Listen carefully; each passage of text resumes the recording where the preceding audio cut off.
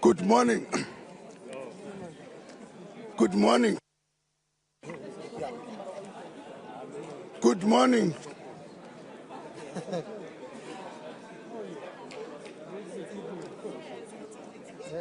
What time are we supposed to start? What time are we starting? We're late. Good morning, colleagues. You want me to use my rally voice? Yeah. We should have started 5 minutes ago. I want to recover that 5 minutes as we go along. I like to keep time. Good morning. And my esteemed colleagues, ministers, governors, distinguished delegates, and representatives of international organizations. It's my honor and privilege to welcome you all to the third G20 Finance Ministers and Central Bank Governors meeting, and the last one meeting to be held in South Africa under the South African presidency. We gather here in a beautiful province of KwaZulu-Natal, a region rich in natural splendor and cultural heritage, and I believe a fitting setting to reflect on both the complexity and the promise of our shared global agenda. I suspect if you will see the heritage during dinner, I suspect we're having a different style of dance than we would have seen in Cape Town, showing a different kind of culture. This province has the distinct honor and privilege to have been the home of Mahatma Gandhi for a large part of his stay in South Africa that spanned 21 years, and namely from 1893 to 1914. Gandhi had a profound and multifaceted impact on India and South Africa, and many drew inspiration from his across the globe, including Nelson Mandela in his quest to lead South Africa to independence. As leaders, there's a great deal that, as a collective, we can learn from both Gandhi and Mandela. We have often been revered as the fathers of their nation as we reflect on both the complexity and the promise of our shared global agenda. Let me extend our deepest appreciation to all delegates, especially those who have traveled from afar, for your continued commitment to this important global forum. I would also like to thank our international partners for their sustained engagement and valuable technical support throughout the deliberations. Colleagues, we meet at a time of a fragile global economic growth. While inflation is gradually moderating and financial conditions have started to stabilize in some regions, uncertainty continues to weigh heavily on global growth prospects. Rising trade barriers, persistent global imbalances, and new geopolitical risks are significant concerns. Many developing countries, especially in Africa, remain burdened by high and rising debt vulnerabilities, constrained fiscal space, and high cost of capital that limits their ability to invest in their people and their futures. Technological shifts, especially in the artificial intelligence and digital finance, offer tremendous potential, but also demand robust governance and coordinated action to harness the opportunities, mitigate the risks such as job displacement, and bridge digital divide towards inclusive growth. At the same time, climate-related shocks and extreme weather events are increasing in frequency and severity worldwide, impacting lives, livelihoods, and macroeconomic stability. The cumulative impact of these cascading challenges is pushing the achievement of the Sustainable Development Goals by 2030 further out of reach. Developing countries face a staggering financing gap of 4 trillion every year. The message from the Forum Fourth Financing for Development Conference in Spain was unequivocal. We must act decisively, choose cooperation over fragmentation, unity over division, and action over inertia. Before the window to deliver on our shared commitment closes. This message resonates well with the following observation from Gandhi. And I quote, "The difference between what we do and what we are capable of doing would suffice to solve most of our world's problems." Close quote. In this regard, South Africa is inspired by the leadership of Spain and the United Nations in charting and navigating a successful FFT4 conference, which contributes towards addressing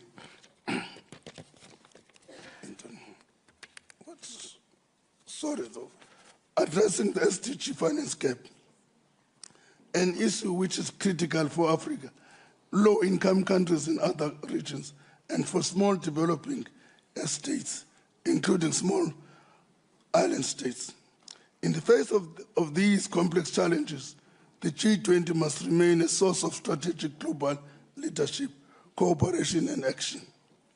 We must extend our efforts if we are to reach our true potential as a collective, to enable us to deal decisively with economic, environmental, developmental, and social challenges that plague especially Africa, low-income countries in other regions, and small developing states. Colleagues, we have a critical role to play in revitalizing and strengthening multilateralism by fostering inclusive dialogue, reinforcing rule-based cooperation, and driving collective action in global challenges that no country can solve alone. We have a substantial agenda ahead of us. Over the next 2 days, we'll engage in a robust and frank discussion on global macroeconomic developments and risk. We'll also take time to focus on the real economy that will provide a platform for concrete, action-oriented dialogue on how we can better support emerging and developing economies. Today, we'll consider pragmatic action to reform the international financial architecture, how to scale up the mobilization of infrastructure finance, as well as to strengthen international taxation. Tomorrow, we'll discuss the impediments to development and growth in Africa, with a specific focus on macroeconomic vulnerabilities, weak institutions, poor infrastructure, and high cost of capital. There will also be a discussion on the mobilization of sustainable finance, financial sector issues, and financial inclusion.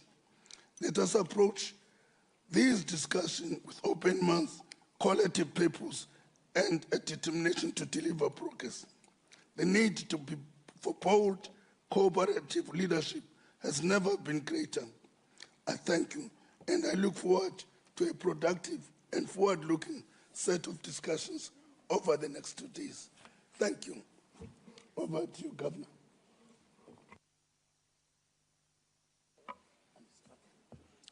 Thank you very much, Minister. Good morning, ministers and fellow governors. Let me also extend my welcome to our penultimate meeting as finance ministers.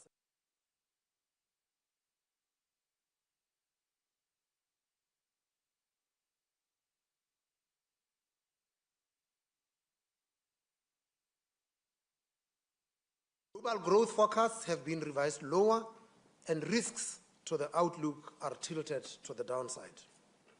While inflation has broadly eased across countries, inflation remains higher than desired and persistent. Central banks have to skillfully navigate what uncertainty means for both their price and financial stability mandates. I'm hopeful that our discussions here today will shed more light on our challenges. These developments are unfolding against a backdrop of elevated debt and emerging risks to financial stability. According to the OECD, the world has already shifted to a new debt paradigm, with governments and companies borrowing around $10 trillion more per year than in the pre-COVID period. At the same time, the Bank for International Settlements analysis shows that credit growth is now driven more by lending to governments than to private sector, reflecting persistently high deficits and fiscal pressures. This evolving landscape raises the stakes on the interaction between fiscal and monetary policy, especially in avoiding fiscal dominance and maintaining financial stability. With fiscal space constrained and growth weak, our fiscal authorities will face challenges in rebuilding much-needed fiscal buffers in many countries. Fiscal risks continue to drive up long-term yields and debt service costs. Preserving macroeconomic stability while supporting inclusive and sustainable growth, therefore, remains crucial. Climate-related risks are also increasingly shaping fiscal positions and threatening financial stability. As such, adaptation and mitigation are no longer esoteric environmental concerns. They are economic imperatives. The challenge ahead will be to future fit our financial, fiscal, and economic policy frameworks by embedding appropriate responses to climate risks. Artificial intelligence also represents a significant turning point in the global economic landscape. We have, as such, given this topic a priority during these meetings. Governors have just come out of a very insightful side event on the implications of AI for productivity and labor markets. What is clear is that if harnessed effectively, AI has the potential to revive productivity growth and improve living standards.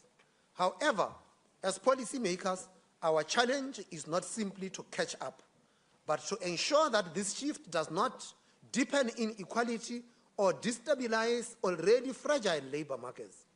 Getting the balance right between innovation and inclusion will be one of the defining policy imperatives of our times. For emerging markets and developing economies, the stakes are especially high. In Africa, for instance, the working age population is expanding rapidly, and according to the African Development Bank, the continent could potentially unlock up to $1 trillion in productivity gains by 2035, but only if we close critical gaps in data, digital infrastructure, skills, and capital access. Let me conclude by reiterating that as the G20, we carry a unique responsibility to shape a global recovery that is not only resilient, but also inclusive and forward-looking. This means deepening policy coordination, advancing structural reforms, investing in economies to adapt, to compete, and to thrive in a rapidly evolving global landscape. It also means ensuring that the gains of technological progress are broadly shared and to the benefit of all. The choices we make now, during these times of heightened uncertainty, will shape the future of global economic cooperation.